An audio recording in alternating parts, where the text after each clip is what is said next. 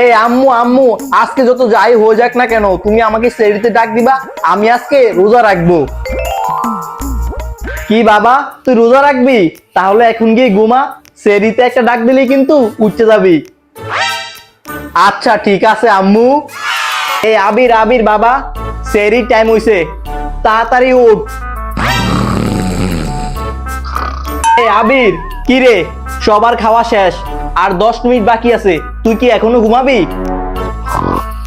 কি আম্মু, সেহরির আর 10 মিনিট আছে? তাহলে আজকে আর রোজা রাখবো না, কালকে থেকে রাখবো। এখন একটু ঘুমাই। কি, কালকে থেকে রাখবি? সকালে উঠে যদি বলস তোর আমি একবারও ডাকি নাই, তোর অবস্থা খারাপ করে ফেলবো। ঘুমা, তুই ঘুমা। কি, সকাল হয়ে গেছে, আজকেও আম্মু আমাকে সেহরিতে ডাকে নাই। এই আম্মু আম্মু, তোমাকে না বললাম সেহরিতে আমাকে ডাক দিতে, তুমি ডাকো নাই কেন? কি, তোরে আমি সেহরিতে ডাকি নাই?